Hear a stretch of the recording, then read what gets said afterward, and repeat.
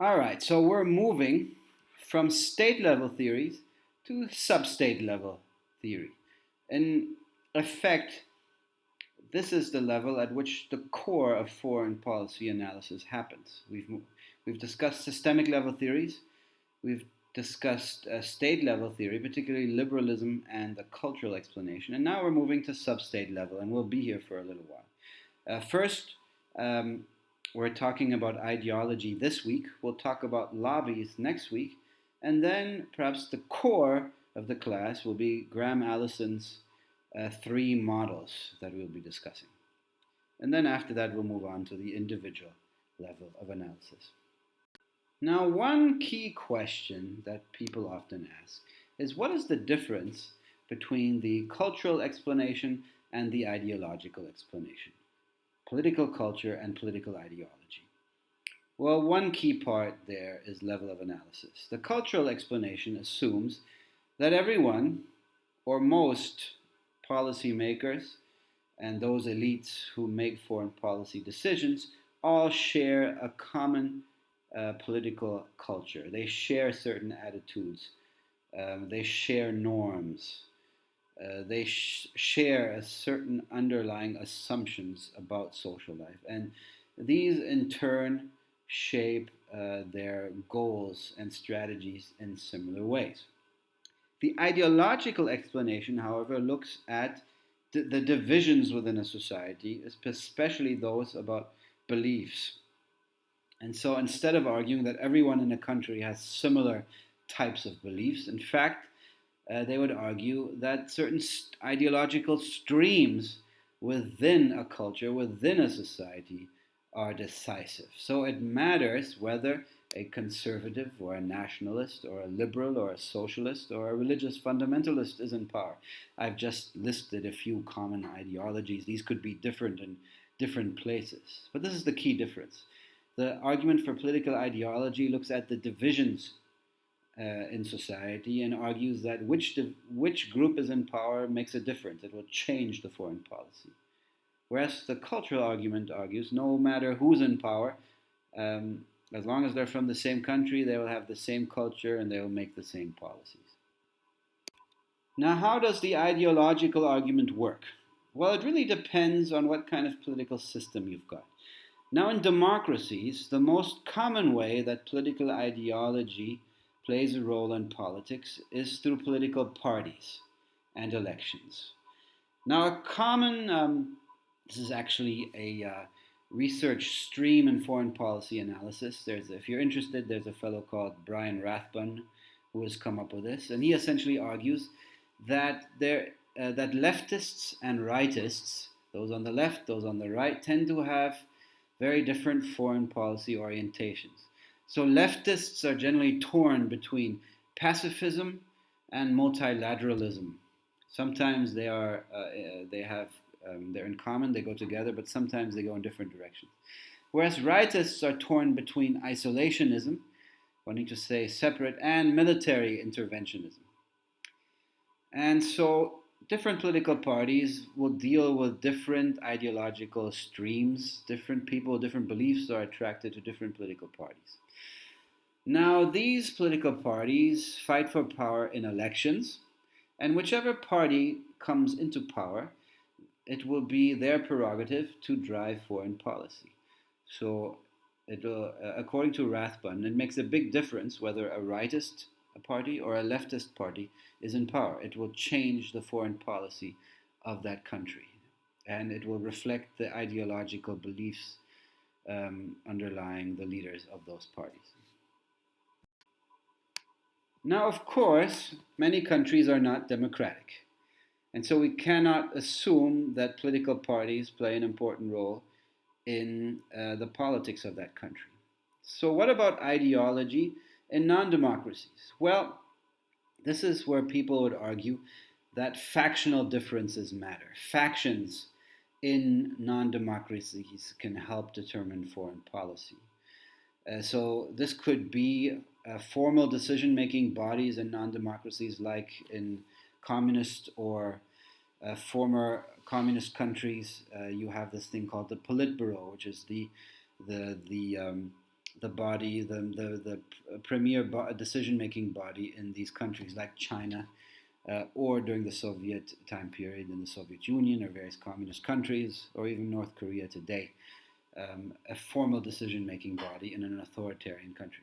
Or if you have monarchies, like in the Middle East or in other countries, you might have a more informal circle of advisors, maybe the royal family, that serves as this arena of political conflict and competition and manipulation. Now, typically, factional disputes can differ on a whole variety of dimensions, but oftentimes people speak of hardliners or hawks versus pacifists and doves versus the pragmatists are in between. Now, the specifics can be different from one place to the next. And each of them are vying with each other for influence and power with the leader. Now, of course, this kind of factional dispute works in a democracy as well, as we can see in the example now of the White House with all kinds of factions. But it tends to be the only way that ideology plays a role in non-democracy, because political parties don't play any important role. So, for instance, in the Soviet Union in the 1970s and 80s, particularly the decision in 1979 to invade Afghanistan, there was a debate going on. And in the end, the hardliners, the hawks, won out and they invaded Afghanistan, which in hindsight turned out to be a mistake. And then later on, pragmatists and doves came into power and steered their country in that way. The premier example is Mikhail Gorbachev. So factional disputes are the way in which ideology can influence foreign policy in non-democracies.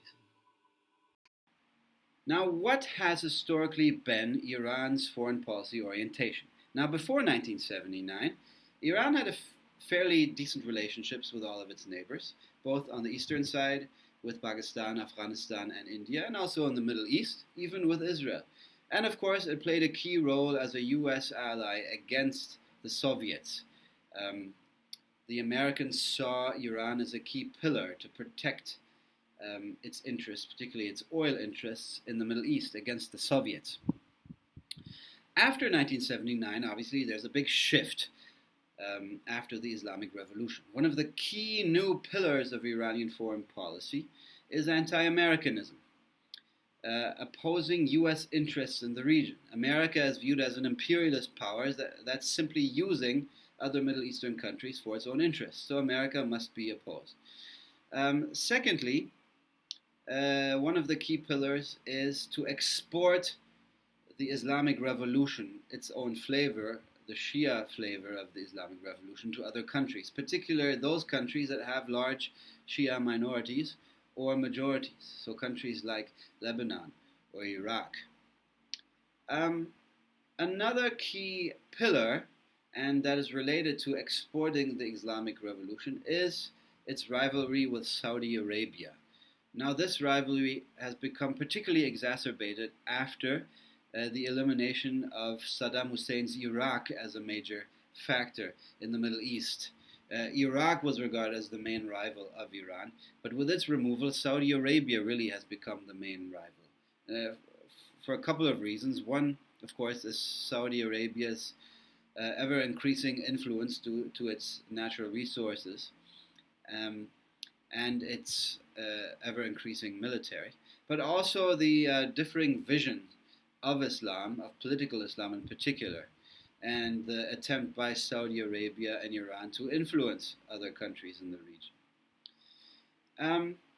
Another key pillar of Iranian foreign policy has been support of Palestinians against Israel. Interestingly enough, one major Palestinian faction, Hamas, which is the more, we can say, Islamist faction in Palestinian politics, largely Sunni Islam. One of its probably the most consistent ally of Hamas has been Shia Iran, interestingly enough. So these are four key pillars of Iranian foreign policy since 1979. Now, as you can see,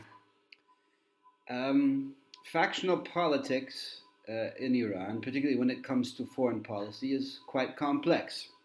Now, for me, it's a great opportunity. I've always wanted to do this, to be able to be right next to the supreme leader of the Islamic Republic of Iran.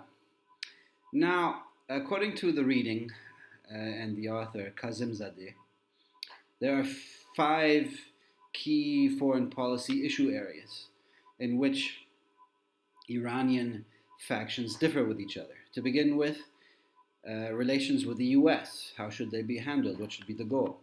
Number 2, assistance to radical Shia groups in the region, particularly Hezbollah in Lebanon and Syria, and various groups in Iraq as well.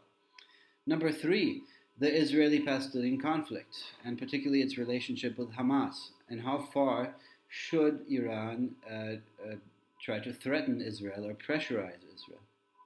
Fourthly, Iranian influence in the region. How should it project its influence, and how should its relations with Saudi Arabia be managed?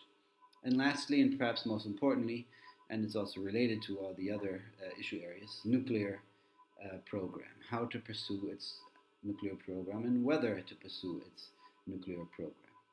Now, Kazemzadeh talks about 7 political factions. Now, that's quite a few. He starts out with the reformists, goes to the expedients, we can also call them the pragmatists, and then has 5 different types of hardliners, which is interesting. But he has pragmatic hardliners, ultra-hardliners, who are supportive of talks, and ultra-hardliners who are not supportive of talks, and then messianic ultra-hardliners who are supportive of talks, and messianic ultra-hardliners who are not supportive of talks. So let's go through them real quick. Reformists, and the former president Khatami is a good example of this. In many ways, the reformists are the most radical revolutionaries of the 1979 revolution, the leftist Islamists, but they have been transformed into reformists. They essentially have come to the conclusion that they have to accept American primacy in the region. It is a unipolar system, and their main goal is to avoid war, to stabilize domestic politics, and to go for economic prosperity. And so they think that Iran should abandon its ideologically driven foreign policy. It shouldn't support these groups like Hezbollah to the same extent anymore. And then rather, they should pursue a pragmatic foreign policy. And particularly, they should try to increase the number of allies and should try to transform neutrals into friends and rivals into neutrals and enemies into rivals. So to, in a sense, transform the regional neighborhood that they're in a more friendly direction. And they also want to improve relations with the US, and they want to have good understanding also with Saudi Arabia and Turkey and the EU. Again, and they're open to suspending the nuclear program. And they're also open to opening up the political system at home.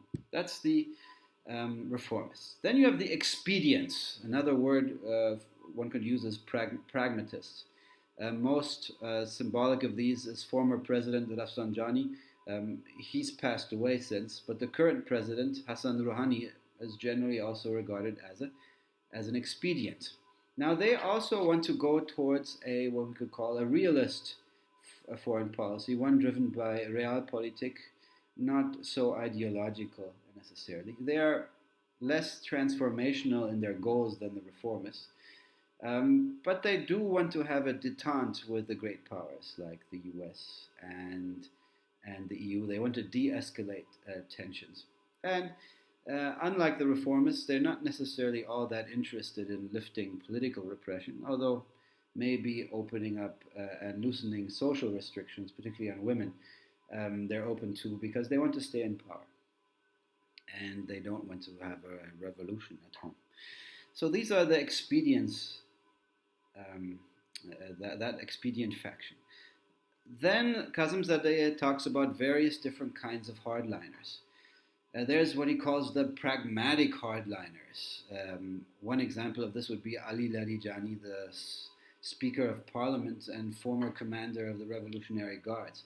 Now, he is more ideologically opposed to the US, but wants to avoid war, and they're willing to make concessions based on a cost benefit analysis. So they're ideological in their goals, but also pragmatic in how to achieve them, and also are open to lessening tensions with the US, although perhaps less optimistic than either expedients or reformists about the prospects of doing so. Then there is the ultra-hardliners. There's two kinds of ultra-hardliners. There's the ultra-hardliners who are opposed to talks. There is, for instance, the chairman of the Council of Guardians, Ahmed Jannati, who opposes negotiations with the US and would rather have an Iranian foreign policy based on ideology, supporting various Islamist groups in the neighborhood that can pursue, that can help widen Iranian influence in the region and also undermine opposing regimes. So they believe, and Jannati believes, that Iran should confront the US and might actually come out on top. If they did, they'd be victorious. Then you have an ultra-hardliner group faction that believes that talks with the US are possible, and Kazemzadeh counts the supreme leader, Khomeini, as one of them. In other words, they do believe in an ideologically driven foreign policy, but also believe that direct conflict with the US should be avoided because there's a good chance they would lose it. So talks with the US to avoid direct conflict is a good thing, but one can confront the US indirectly by supporting proxy groups and these kinds of things. And then you have the messianic ultra-hardliners. You got those messianic ultra-hardliners that are opposed to talks, like Ali Saidi, who's the top representative of the supreme leader to the Revolutionary Guards. And he's messianic in the sense that he believes that the supreme leader, Khomeini, as well as the Revolutionary Guards, will have a key role to play in bringing back the reappearance of the 12th Imam.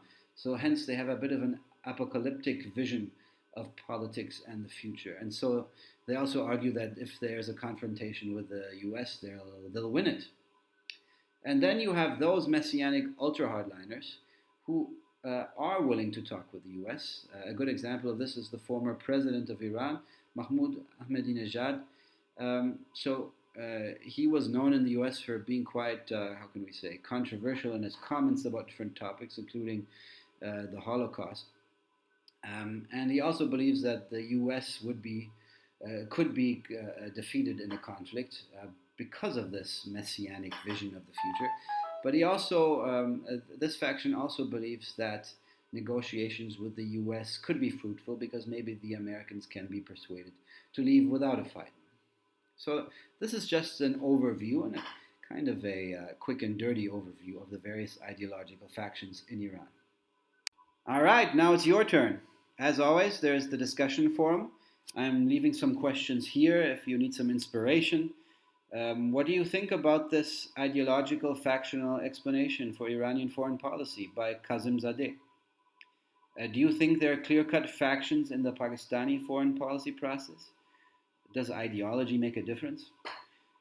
Furthermore, do elections matter for foreign policy in the Pakistani context? Does it matter whether PTI, People's Party, Noon League comes to power? Will that have an impact on Pakistan's foreign policy? So that's the discussion forum. Don't forget that. Then the writing assignment. This is more specifically about the article on Iran.